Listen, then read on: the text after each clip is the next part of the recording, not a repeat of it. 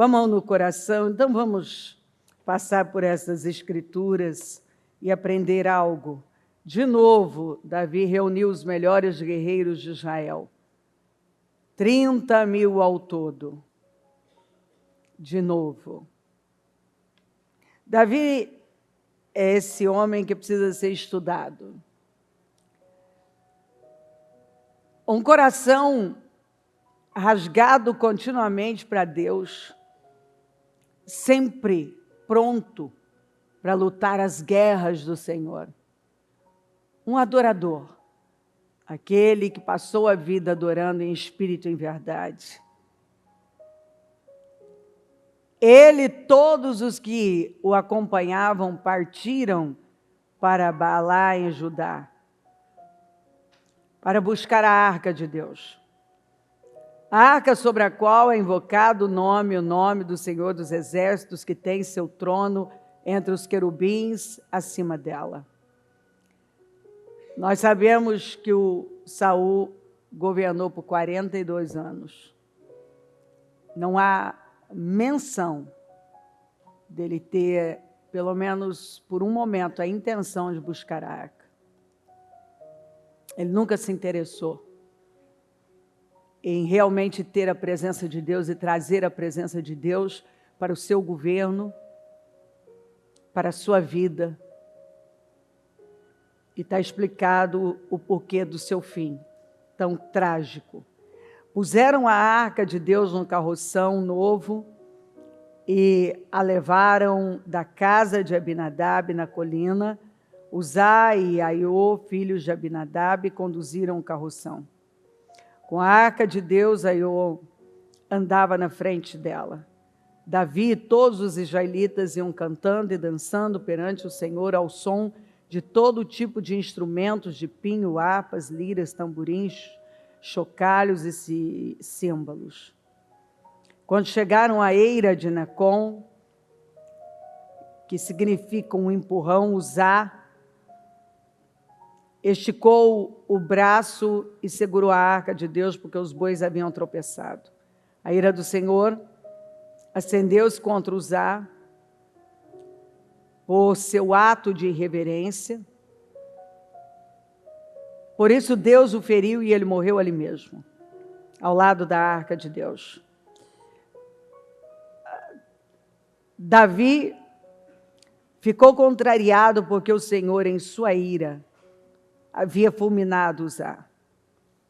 Até hoje aquele lugar é chamado Pérez Uzá, que quer dizer força. Uzá, força, mas força humana, força do braço. Pérez, você sabe que é romper, mas ele rompeu na força do braço. O que ele fez foi um ato de reverência, mas aqui dá bastante assunto. Se a arca ficou só na casa de Abinadab por 20 anos, esses meninos foram criados com a arca lá. E eu falo isso constantemente, que é um perigo você se acostumar com as coisas espirituais. Você deixar que os seus filhos se acostumem com as coisas espirituais. É muito fácil você se acostumar com as coisas espirituais. Vamos lembrar que Israel se acostumou tanto com a nuvem, com a coluna, mas pior, com o maná. Que chegou um momento em que eles trataram o milagre diário de comida miserável. Então você acostuma com o culto, você se acostuma com a adoração, você se acostuma com as coisas espirituais, você pode se acostumar e aquilo já não ter mais peso, não ter a mesma importância, consequentemente a influência que deveria ter na sua vida. E é onde as perdas vão acontecendo. Não é porque você tem algo, tem um maná diariamente, o pão dos anjos todos os dias, que você deve se acostumar. Porque aquilo é milagre todos os dias, milagre todos os dias tem milagre caindo. Todos os dias tem milagre caindo. E aí, se você se acostuma com o milagre, ele não tem mais o efeito, você já não enxerga mais como a mão de Deus, o socorro de Deus, a provisão de Deus, a glória de Deus. E que coisa triste você estar vivendo a glória de Deus e não enxergar a glória de Deus. Você estar vivendo um milagre e não enxergar o milagre, porque agora se tornou comum. Quantas pessoas que hoje estão incomodadas e até reclamando daquilo que um dia elas clamaram, elas buscaram, elas invocaram, elas pediram, elas imploraram a Deus para dar a elas, e agora quando elas têm, elas reclamam? Não é o bastante? Ou eu me acostumei, já não é tão bom assim? Não é porque você se acostumou com um milagre, o pão dos anjos, que deixou de ser o pão dos poderosos, o pão dos anjos, a providência de Deus diária. Não é porque uma pessoa se acostumou com a nuvem, com a coluna, que ela deixou de ser gloriosa e a presença de Deus cuidando. Não é porque você se acostumou com esse casamento, com esse filho, ou com esse negócio, ou com todos esses resultados de bênçãos que estão ao seu redor, que deixou de ser milagres. Eles não deixaram de ser milagres, continuam sendo milagres, que foi o Senhor quem deu. E imagina se você não tivesse, imagina se aquele milagre não viesse todos os dias, ou se aquela coluna de fogo fosse retirada, ou a nuvem fosse retirada. As sandálias não envelheceram, as roupas não envelheceram, os pés não incharam, dizem as Escrituras. E eles já não viam essas coisas, que não era natural. Eles viviam debaixo, literalmente, não é força de expressão, literalmente debaixo de uma nuvem de glória. Onde tudo o que acontecia lá fora não acontecia onde eles estavam.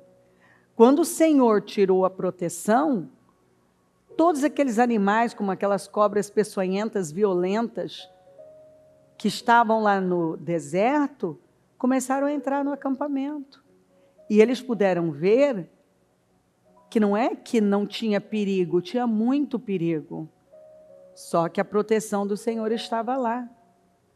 E não entrava. Então, todos nós precisamos tomar muito, mas muito cuidado. Não se acostume com o altar. Não se acostume com a Bíblia. Não se acostume com a adoração. Não se acostume com a igreja. Não se acostume com tudo que Deus tem derramado na sua vida. Mas seja grato todos os dias e tenha consciência de que isso vem de Deus. Que não é normal. Porque se você der uma olhada para o mundo, o normal é desespero, é gente louca, é gente amarga, é famílias destruídas, saúde debilitada, gente sem paz, gente sem norte, gente sem direção. E não é porque essas coisas não têm atingido a nossa vida, e por mais que tenhamos nossos desafios, nós podemos ver que a mão poderosa do Senhor está na nossa vida. Ninguém aqui, por mais desafios que esteja enfrentando, não tem como negar que tem visto a mão bondosa do Senhor sobre a sua vida. E não é porque a mão bondosa do Senhor está aí, que às vezes a pessoa se acostuma. E começa a achar que isso é normal, isso acontece porque tinha que acontecer, é assim mesmo. Não, não, não, não, não, não é não. Caía o pão dos poderosos, só caía no acampamento. A nuvem que os protegia daquela temperatura absurda do deserto só estava sobre eles. A coluna de fogo que os aquecia e iluminava na parte à noite só estava sobre eles, não estava sobre todo mundo. A proteção estava sobre eles. O que acontecia lá não acontecia em outros lugares. Acontecia lá. Tanto que aquela foi a geração que mais milagres viu. O mar não abriu para todo mundo, abriu só para o povo de Deus. O Jordão não se dividiu, a correnteza não parou de correr para todo mundo, só para o povo de Deus. As muralhas de Jericó nunca tinham, ninguém tinha atravessado, por isso que era a cidade mais antiga. Não tinha sido conquistada. Mas quando o povo de Deus creu e deu o grito da fé, elas ruíram. Então, isso tem que estar vivo dentro de nós. Tomar cuidado para não nos acostumarmos. Usar e o seu irmão, eles foram criados do lado da arca. E eles se acostumaram. E agora ele agiu com irreverência. E quando você age com irreverência, é quando você pega problemas. Quando você tenta fazer o que você só pode fazer na dependência de Deus, na força do braço, tentar fazer acontecer. Na força do braço. O que você tem que vencer na força do Espírito é quando você tem problemas. Naquele dia, Davi teve medo do Senhor e se perguntou: como vou conseguir levar a arca do Senhor? Por isso, ele desistiu de levar a arca do Senhor para a cidade de Davi. Em vez disso, levou-a para a casa de Obed-Edom e de Gate. A arca do Senhor ficou na casa dele por 3 meses e o Senhor o abençoou e a toda a sua família. A vida desse homem, em 90 dias, foi abençoada de uma tal maneira. Ele e a família dele,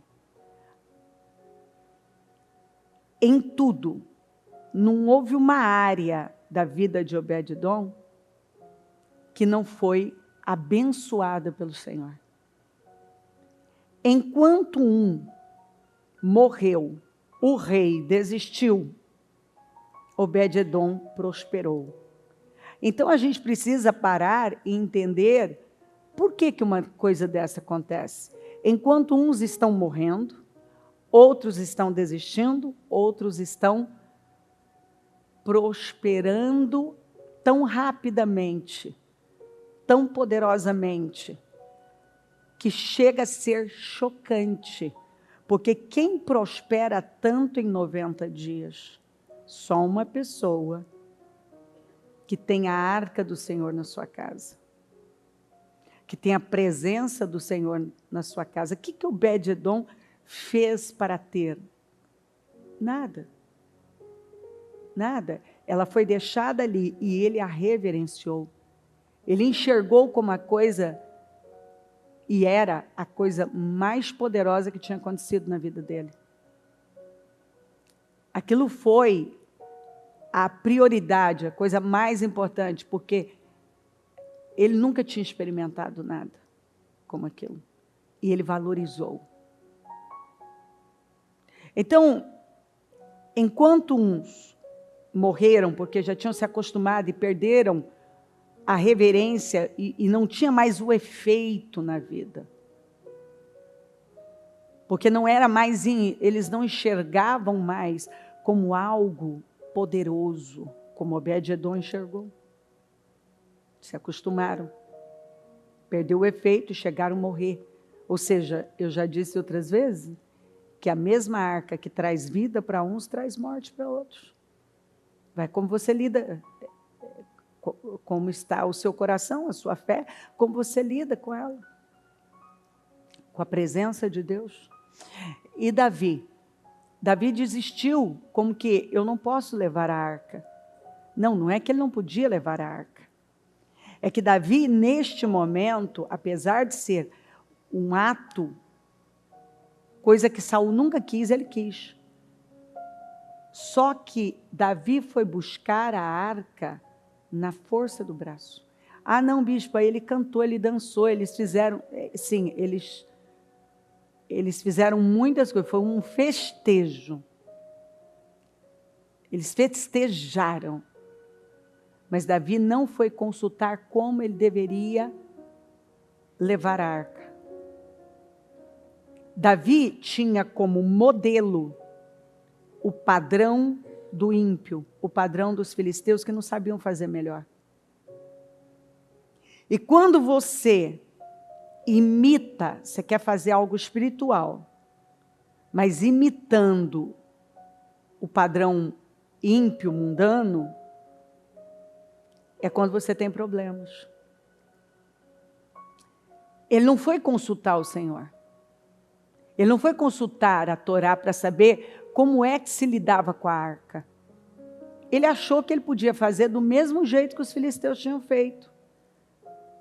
Você deve conhecer a história, que no tempo de Eli, os filhos eram corruptos, mas eram sacerdotes também, ele não corrigia.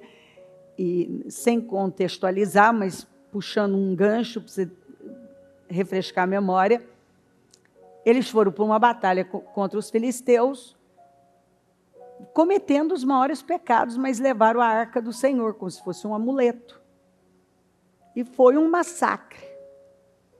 Eles morreram, os filisteus tomaram a arca,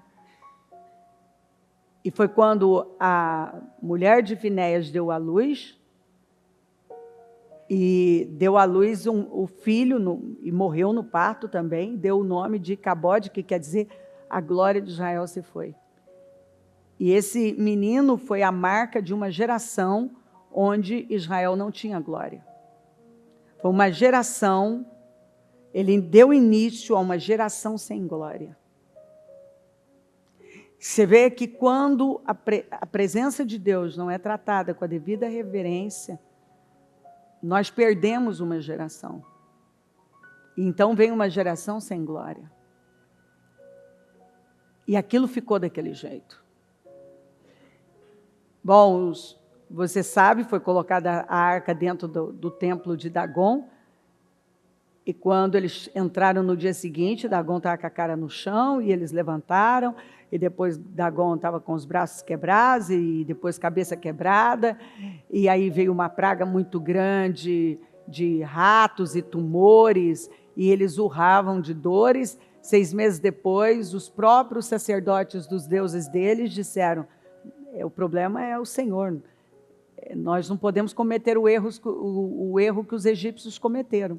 Vamos devolver essa arca como oferta. Eles não sabiam fazer melhor, então eles pegaram 2 vacas que tinham acabado de dar cria e colocaram para puxar aquela carroça. E você sabe, uma vaca ela não vai deixar o seu bezerro. E elas foram berrando, mugindo o caminho inteiro, por conta dos bezerros, mas elas não podiam voltar. E elas levaram a arca até onde elas tinham que levar. Então, aí tem toda uma história. Aqueles que foram tentar abrir a arca para ver o que tinha dentro da arca, morreram. Um monte morreram. Era uma época muito triste, onde as pessoas não sabiam reverenciar. Era uma época sem glória, porque onde Deus não está, não há glória. E aí, a arca ficou ali por muito tempo. Depois o povo pede um rei, etc. E aí vem Saul. Saul nunca se preocupou em buscar a arca. E agora, então, morre aquele tempo, vem Davi. E Davi quer a arca, ele quer a presença de Deus, porque ele amava a presença de Deus. Só que Davi não buscou saber como que ele lidava com a arca. E ele achou que ele podia fazer do jeito dos filisteus. E isso tem que entrar. Se nós tentarmos fazer algo para Deus usando métodos mundanos, nós vamos fracassar.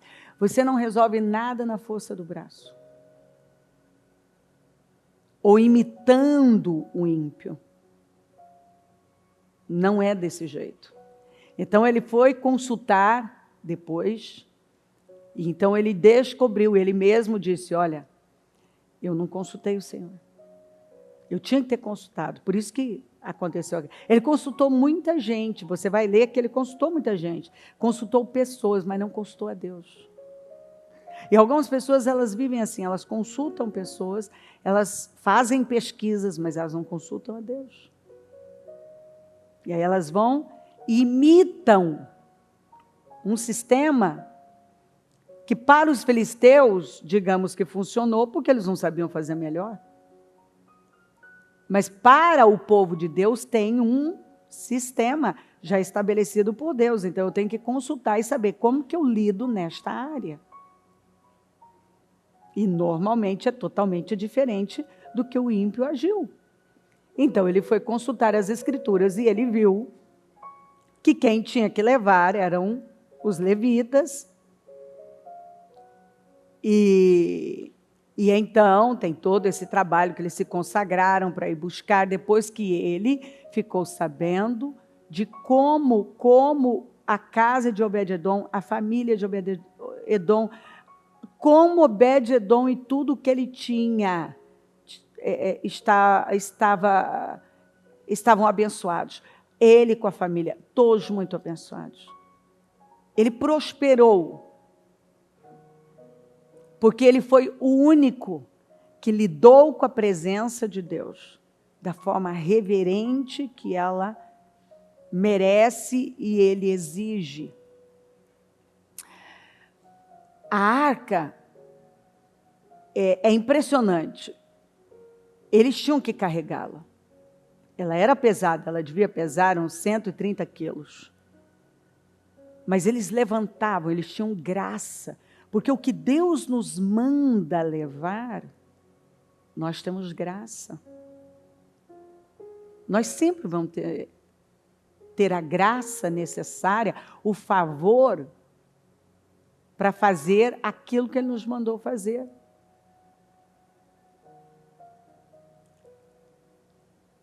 Aqui, Obed-edom foi tão abençoado, as bênçãos jorraram na vida desse homem, que chegou até Davi, e onde encheu Davi de coragem para voltar. Tanto que eu acredito que até um certo incômodo dentro dele. Como assim?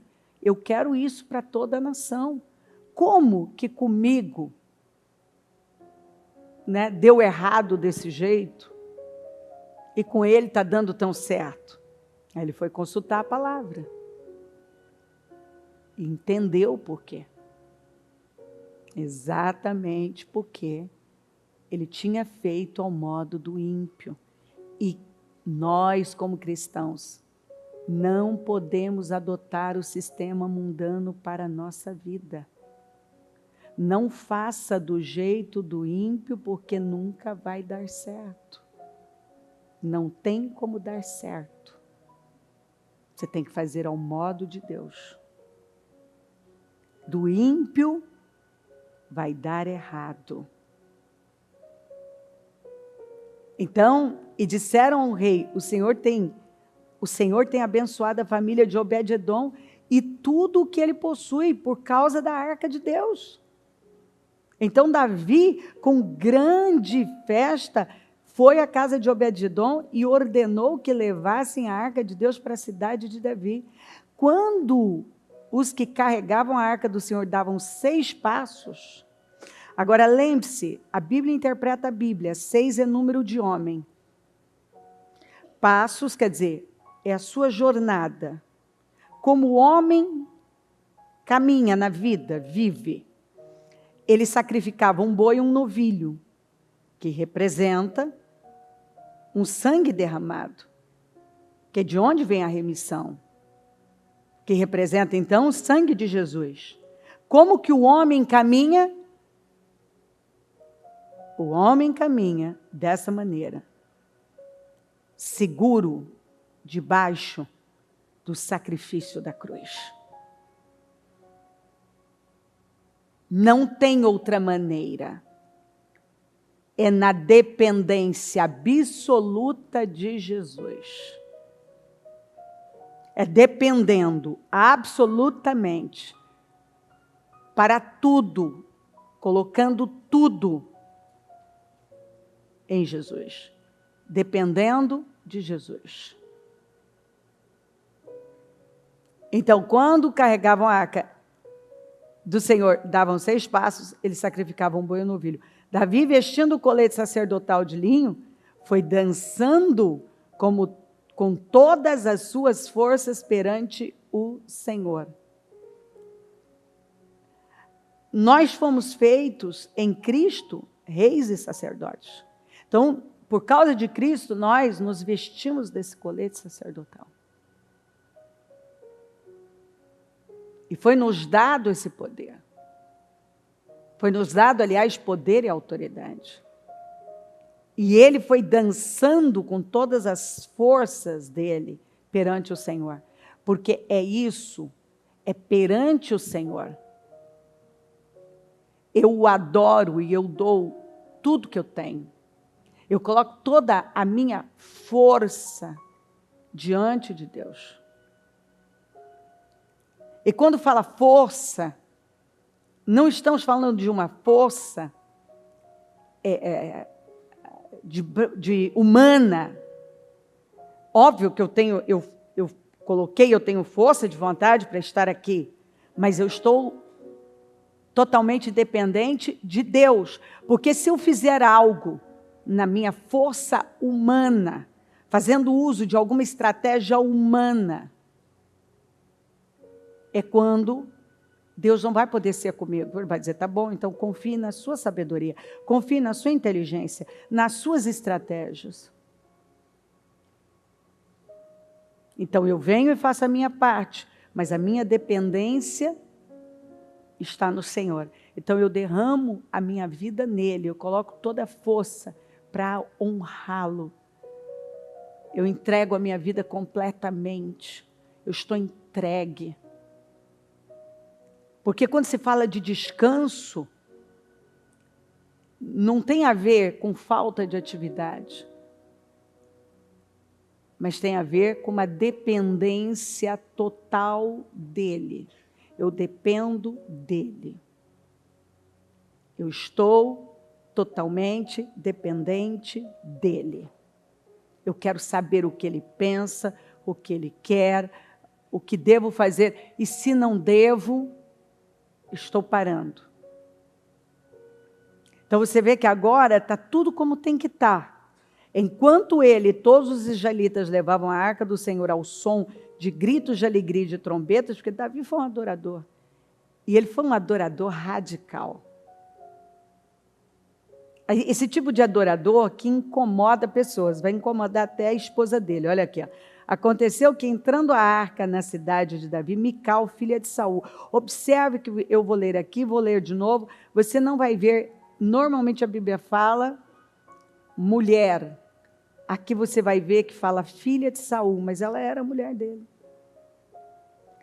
Mas, na verdade, ela agia ainda, não como mulher de Davi, ela agia como a filha de Saul. Ela não tinha invertido os papéis. O espírito não tinha mudado. Ela carregava o espírito do pai ainda. Ela não tinha rompido com aquilo. Observava de uma janela.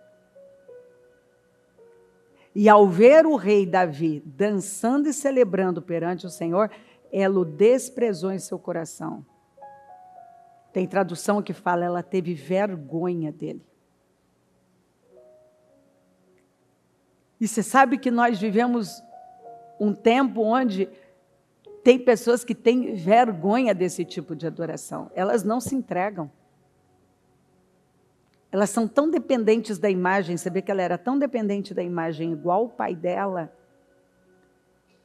que aquele homem estava entregue, ele estava derramando tudo, com todas as forças dele para o Senhor, e ela observando ele da janela com um tom arrogante, com vergonha,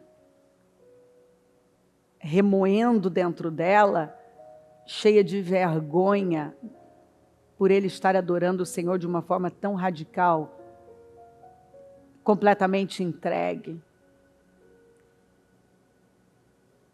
E você faça uma pesquisa você mesmo, todos que a Bíblia diz que desprezaram algo perderam. Você desprezou, você vai perder. A Bíblia fala que o Senhor falou, esse povo me despreza o que eu prometi. Se não vale a memória, está em Números 14, esse povo me despreza, pois esse povo perdeu a terra prometida, o grupo original. Só Josué e Caleb que não. E os que nasceram no deserto. Eles trouxeram a arca do Senhor e a colocaram na tenda que Davi lhe havia preparado. E Davi ofereceu holocausto e sacrifício de comunhão perante o Senhor. Ele colocou onde ele tinha preparado, tinha um lugar preparado para a presença de Deus ali. E ele ofereceu mais, olha que tinha oferecido sacrifício, mais sacrifícios e ofertas de comunhão. Após oferecer o holocausto e sacrifício de comunhão, ele abençoou o povo em nome do Senhor dos Exércitos. Todos foram abençoados e deu um pão e um bolo de tâmaras e um bolo de uvas passas a cada homem e cada mulher israelita. Depois todo o povo partiu, cada um para a sua casa. Voltando para casa para abençoar sua família. O homem chega cheio de Deus para abençoar sua casa. Mical, filha de Saul. Pode ler na Bíblia. Normalmente ele fala sua esposa, ou que foi mulher de alguém, agora era esposa. Não fala mulher de Davi, fala filha de Saul. Saiu ao seu encontro e lhe disse, como o rei de Israel se destacou hoje, com ironia, tirando o manto na frente das escravas de seus servos, como um homem vulgar. Isso, eu vi você no meio dos escravos, dos servos, você é um rei. E eu vi um homem vulgar ali. Mas Davi disse a Mical, foi perante o Senhor que eu dancei, perante aquele que me escolheu em lugar de seu pai. Aquele não deixou barato, não. Perante aquele que me escolheu em lugar de seu pai, ou de qualquer outra família, outro da família dele. Quer dizer, ele não escolheu ninguém. Olha que você tinha muitos irmãos, ele não escolheu ninguém, não. Quando me designou soberano sobre o povo do Senhor, sobre Israel, perante o Senhor celebrarei. Então, quando me designou soberano sobre o povo do Senhor, sobre Israel, perante o Senhor celebrarei. E me rebaixarei ainda mais. Entendeu, Mical?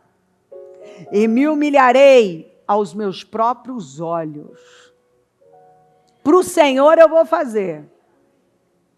Mas serei honrado por essas escravas que você mencionou. Sabe esse povo aí que você olhou e desdenhou? Eu vou ser honrado por eles. E isso para mim não é uma coisa menor. E até o dia da sua morte, Mical, filha de Saul, jamais teve filhos. Você vê uma esterilidade, porque a amargura traz esterilidade. Terminou amarga, seca, infrutífera, como ela foi a primeira esposa dele. Era para ela ter dado aquele que seria o sucessor do trono. Não deu. Não deu. Então, nós aprendemos muitas coisas aqui. Tem muitos crentes que têm o mesmo espírito de Mical, não têm a disposição de se curvar completamente diante de Deus. tudo olha com esse olhar de arrogância, que não precisa de tudo isso. Tem aqueles que até hoje estão tentando fazer as coisas funcionarem ao modo dos filisteus, ao modo dos ímpios. Tem aqueles que se acostumaram. Então, tem o milagre diante deles, mas estão acostumados. Já não conseguem mais enxergar valor naquilo. Não conseguem mais enxergar o tamanho da bênção que está na sua vida. E aí lida com irreverência. Tem gente tentando fazer as coisas funcionarem na força do braço. Davi era o mais experiente ali. Ele tinha que ter ido consultar para saber como fazer. E ele simplesmente manteve um padrão na cabeça dele. O modo que os filisteus fizeram, ele foi lá e imitou. O modo dos filisteus. E nós não podemos esperar ter sucesso fazendo do jeito do ímpio, como qualquer pessoa faria. Como uma pessoa lida com um problema desgastante? O ímpio, na briga, no ataque, numa queda de braço. Como que o justo age? Na oração, no quebrantamento, dependendo de Deus, esperando por Deus. Vai pelas vias de Deus. E o caminho de Deus é o caminho da coragem, da misericórdia, do temor, da honestidade, da integridade.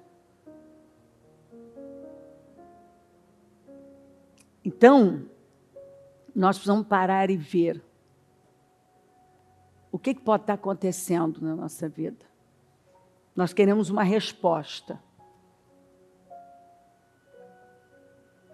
Diante de todo esse texto, tem muitas lições. Será que você não está tendo a resposta para aquela pergunta que você estava fazendo? Por quê? Já Obed-Edom, o cara com a sua casinha que ficava à beira da estrada, o cara que ninguém...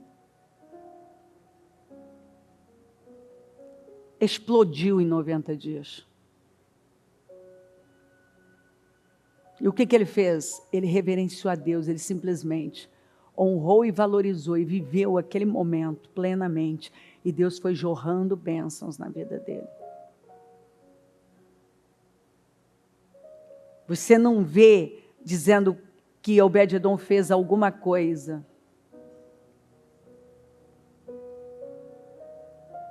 Porque o que ele fez é o que muda a vida das pessoas. Ele reverenciou a Deus. Ele priorizou aquilo. Ele honrou. Ele não saiu contando vantagens para todo mundo, de que a arca estava lá, de que ele era o cara. Ele viveu aquilo. E Deus o honrou, que as notícias chegaram lá no alto. Porque o que você vê, tem uma tradução, não sei se é a King James, que fala que a arca foi levada para o lugar mais alto. E é isso que nós temos que entender. A arca, a presença de Deus, ela tem que estar sempre no lugar mais alto. O lugar mais alto é sempre Jerusalém. Nós precisamos sempre entender que é nesse lugar alto. É para lá que nós temos que ir. Mesmo Salomão tendo aquela visão após oferecer os 1000 holocaustos em Gibeon, que não era o lugar adequado, após ele ter aquela visão, a Bíblia fala que ele subiu para Jerusalém. e adorou o Senhor.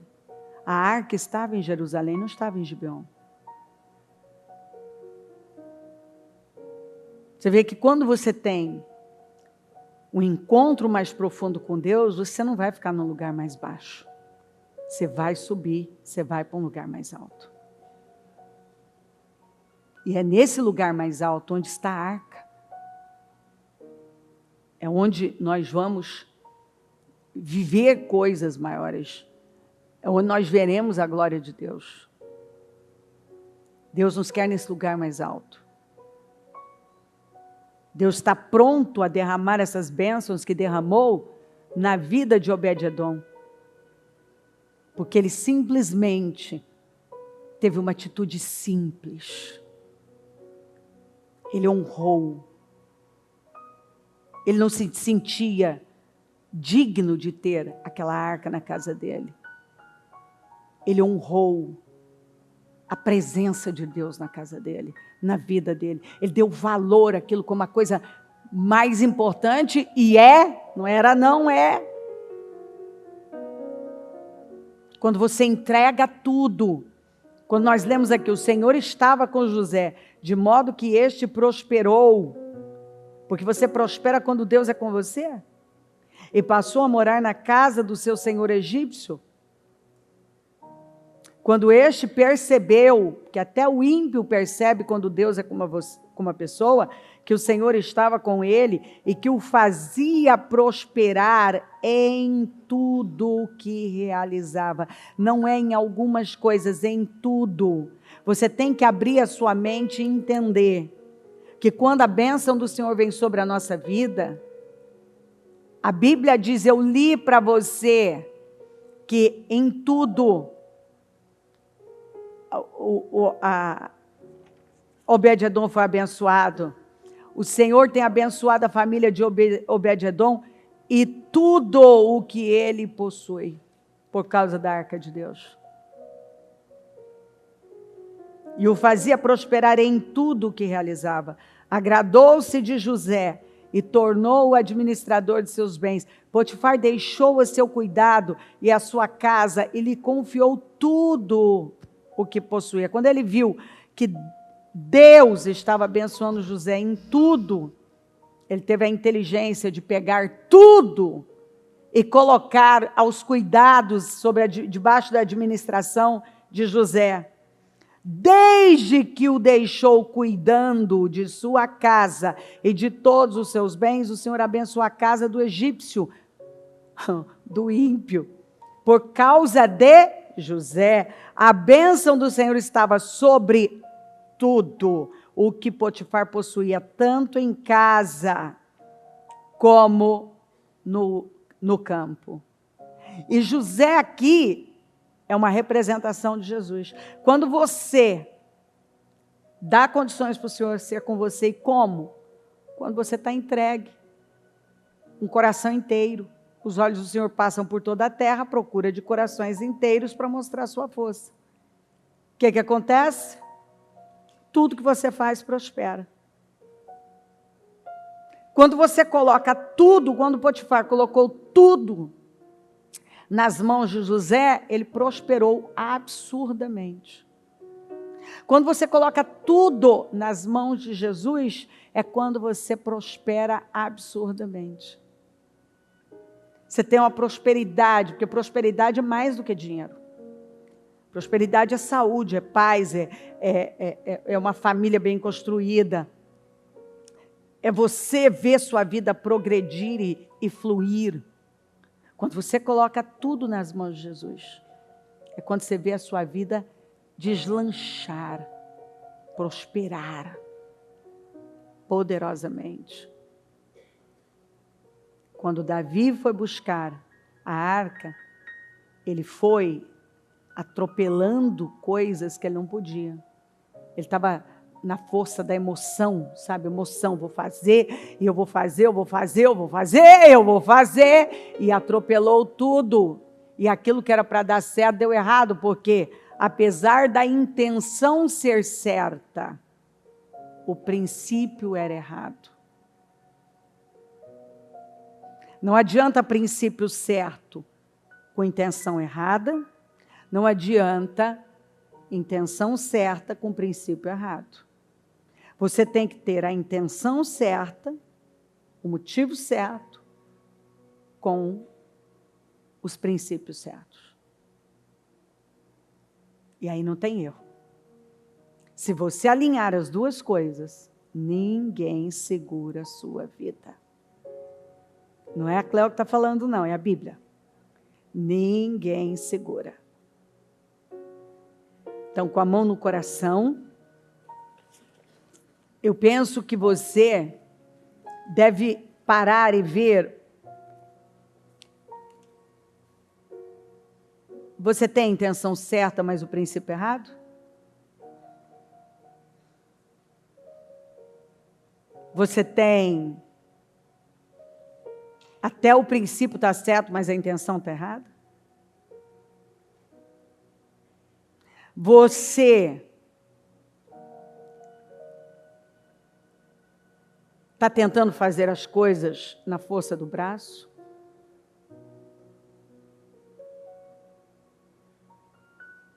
Será que você está fazendo um movimento danado e até parece... E a intenção dele realmente era para Deus, então tinha muito movimento ali. Músicas e dança. Mas ele estava fazendo ao modo do ímpio, dos filisteus. E se você fizer do jeito dos filisteus, do jeito do ímpio, é quando você vai ter problemas. Enquanto algumas pessoas permanecerem usando o sistema mundano, tentar encaixar, sabe, um pouco de Deus, um pouco do mundo, é onde vai dar errado. Então, por favor, vamos derrubar isso? Você não tem tempo a perder, ninguém aqui tem tempo a perder. Deus tem muito com a gente. E eu penso que já passou da hora de algumas pessoas entenderem. Chega de ir na força do braço. É onde você chega até desanimar, porque aí não dá certo e você acaba desanimando. Porque você está indo na força do braço. Senhor, meu Deus, nesta manhã maravilhosa, com uma direção maravilhosa, eu oro para que o Senhor venha com poder e mais uma vez coloca luz nas áreas escuras, coloca luz nas nossas trevas. Nos ajuda a ver, nos ajuda a discernir, nos dá clareza, revelação, para que possamos nos posicionar, nos levantar e nos alinhar com o Senhor, que possamos aprender a confiar no Senhor e fazer ao seu modo e não ao modo do ímpio, ao modo do mundo, ao modo dos filisteus. Que possamos, Senhor, aprender e nos render diante do Senhor, não desprezar, não nos acostumar com aquilo que é sagrado. Senhor, Mical tinha vergonha de uma adoração radical. Que o Senhor nos guarde de sermos esse tipo de pessoa. Pessoas travadas, cheias de si mesmas, dependentes de imagem, que se privam de se renderem completamente ao Senhor e adorá-lo com o coração rasgado, como Davi. Senhor, hoje eu oro para que as bênçãos de Obed-Edom, que fluíram na casa de Obed-Edom, venham fluir nas vidas e nos lares, nas famílias do teu povo. Que nós possamos ver mudanças aqui acontecerem de tal maneira que num prazo curto, em 90 dias, a vida desse homem mudou. Em 90 dias, ele foi completamente transformado. E depois que a arca foi levada, não só ele, mas mais de 80 pessoas da sua família se tornaram porteiros e guardiões da arca. Ele nunca mais conseguiu viver no mesmo lugar longe da arca. Depois da arca na casa dele, ele subiu para Jerusalém e quis estar do lado da arca. Porque uma vez que você tem contato com a sua presença, nós não conseguimos mais ficar distantes. Quando uma pessoa tem contato com a sua presença, quando uma pessoa te conhece de perto, de forma íntima e revelada, ela não consegue mais ficar distante. Eu oro, Senhor, para que hoje pessoas estejam rompendo e caminhando na força do Espírito, na dependência do Espírito, debaixo do teu sangue, confiando no sacrifício da cruz, dependentes do sacrifício da cruz, Senhor. E então, que essas bênçãos jorrem, como jorraram na casa de Obed-edom, na vida dele, na família e em tudo que ele possuía. Eu declaro que essa pessoa hoje se renda, se submeta, tenha a intenção certa e o princípio certo, se torne uma adoradora radical, que ela se curve diante do Senhor, que ela faça as coisas alinhadas com o Senhor e que ela possa ver um fluir de bênçãos explosivas na vida dela, como foi na casa de Obed-edom. Em 90 dias, a vida desse homem mudou e ele era conhecido em todo o país, porque a arca do Senhor estava lá, porque a glória do Senhor estava lá, porque a presença do Senhor estava lá. E onde a presença do Senhor está, há poder, há progresso, há crescimento, há fluidez, as mudanças acontecem. Ele viveu mudanças.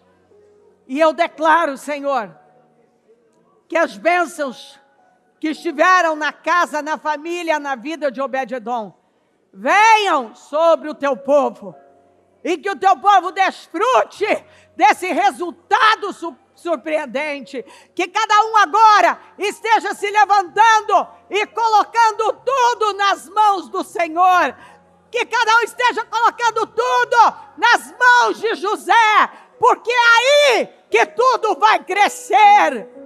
O que José fez? José apenas dependeu do Senhor e deu condições para o Senhor ser com ele. E até o ímpio viu isso. José não tentou bajular Potifar. José não tentou fazer joguinhos de manipulação. José apenas dependeu do Senhor. E é exatamente isso. O que Obed-edom fez? Ele apenas dependeu do Senhor e desfrutou daquela glória. Então, Senhor, que cada um entenda isso. É pelas vias certas. Não é arrombando portas. Não é forçando situações. Não é fazendo do jeito dos filisteus, do jeito do ímpio. Mas é dependente do Senhor.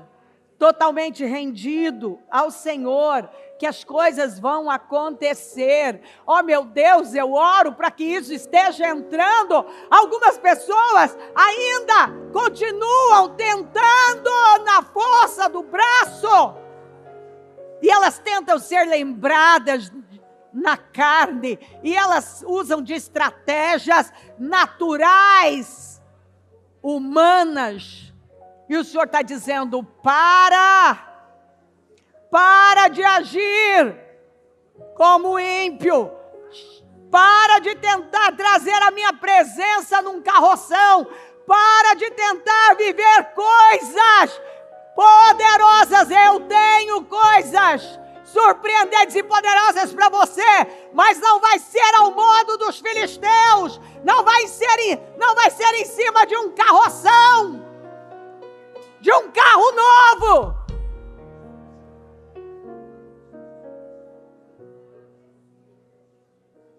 mas fazendo uso do princípio certo. Que cada um entenda isso, Senhor. Eu oro por clareza, porque se o teu povo entender isso aqui hoje, e romper com esse sistema natural, humano, essa forçação natural, a força do braço sempre em ação, tentando fazer acontecer, usando métodos naturais, indo na força do braço.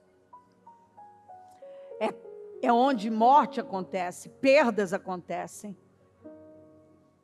Mas quando nós vamos alinhados com o Senhor, dependentes do Senhor, a cada 6 passos, um sacrifício.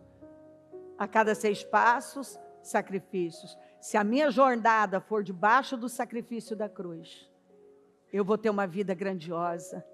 Se eu depender do sacrifício da cruz, se eu depender do Senhor, eu vou ter uma vida grandiosa, uma vida poderosa.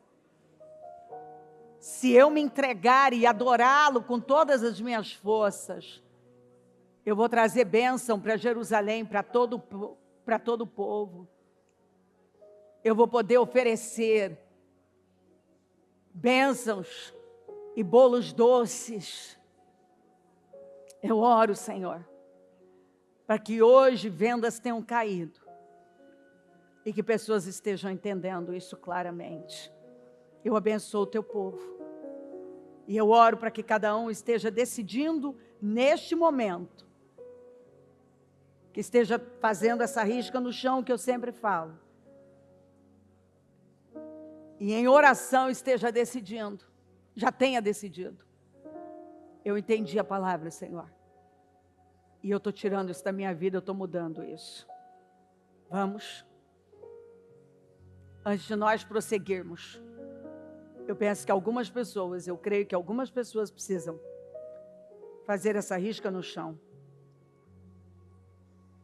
e parar de forçar as coisas e fazer ao seu modo no calor da emoção.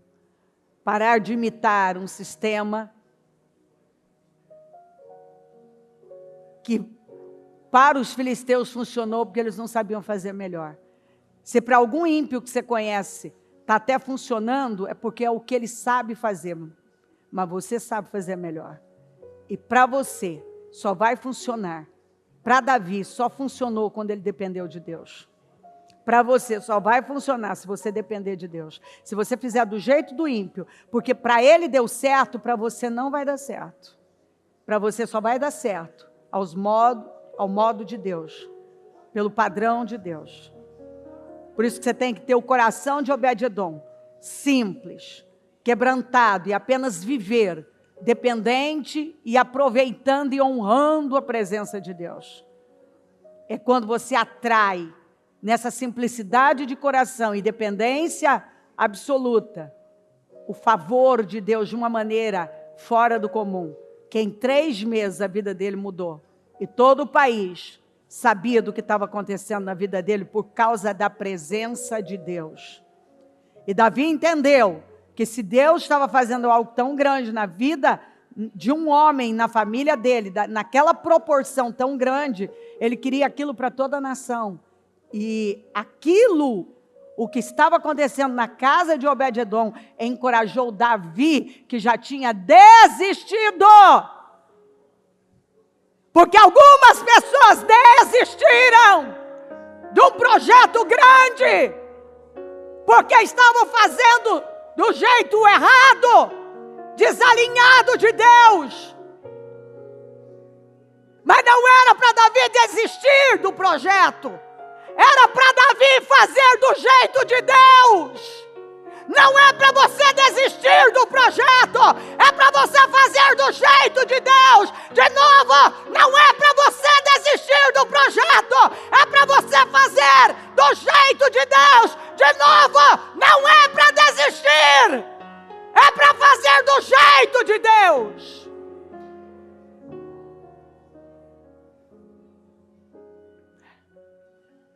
Ei, tem alguém aqui que foi tirado do nada. Você se esqueceu da miséria que Deus tirou você? Moral, emocional, financeira. Olha onde Deus trouxe você. Mas você não virou a chave. Muitas vezes você trabalha ainda com aquela cabeça antiga. Deus te ergueu muito. Deus te promoveu. Deus mudou sua história. Deus tirou o que pesava a sua vida e trouxe alívio para você. Você vive o momento mais alto da sua vida. E agora, você está pensando em desistir? Desistir do projeto que Deus te deu? Do negócio que Deus deu a você? Por causa dos desafios? Sabe por quê? Você ainda fala muito negativo. Qualquer coisa, você culpa a bênção. Não é o que Deus deu a você que é o problema. São os corações duros, as competições, as barreiras, a falta de perdão, a falta de quebrantamento, o soltar a ofensa. Passa pelo que tem que passar, seguro que é seu. E seja grato pelo que Deus tem feito. Sabe o que tem acontecido? Você tem olhado mais para os desafios que são infinitamente menores a tudo que Deus fez por você. Olhe sua vida hoje, faça uma retrospectiva.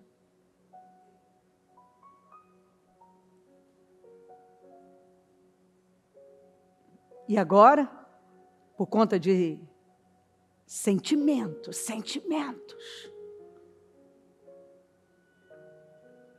Muitas vezes você entra em queda de braço. O mais velho, o mais espiritual, tem que ter mais sensatez.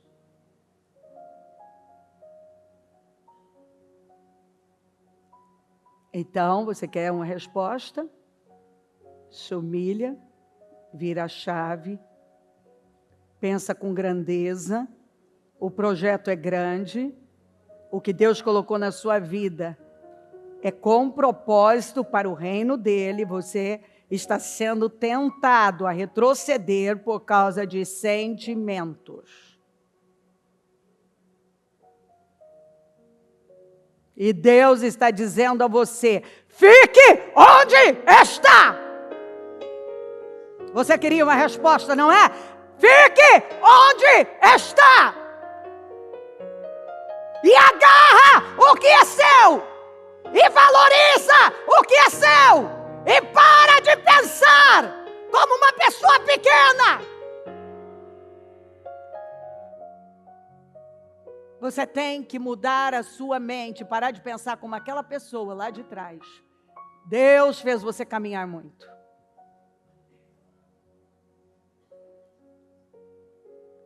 Sabe o que vem travando algumas coisas? Contenda. Tire ela da sua vida.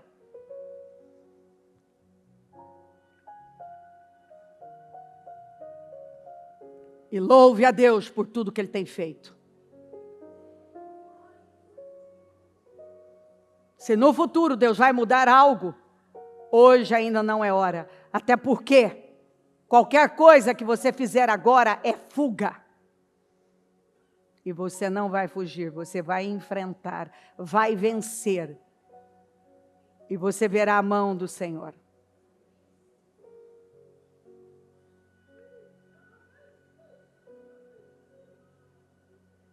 Davi desistiu de buscar a arca.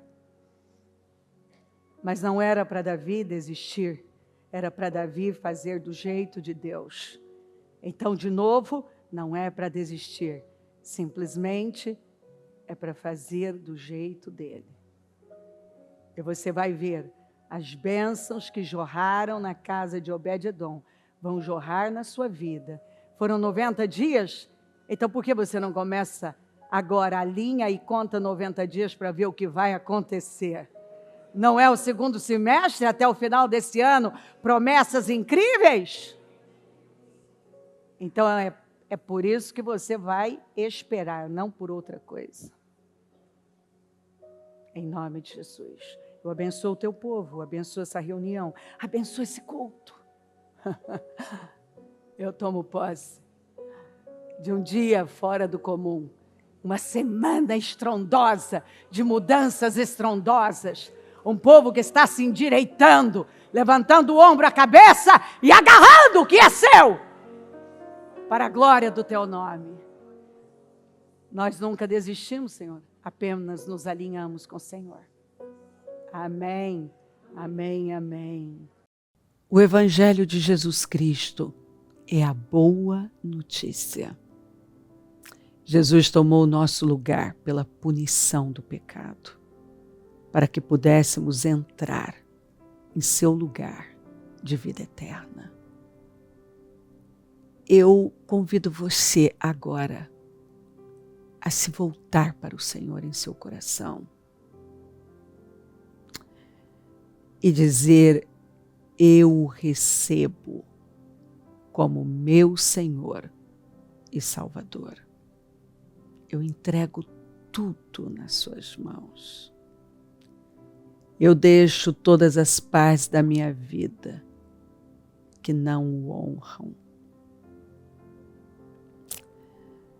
e passo a viver a partir de hoje intencionalmente para servi-lo, honrá-lo e celebrá-lo como meu Senhor e Salvador. Jesus é a porta de salvação, é o caminho, a verdade e a vida. Ele é o pão da vida e Ele te ama.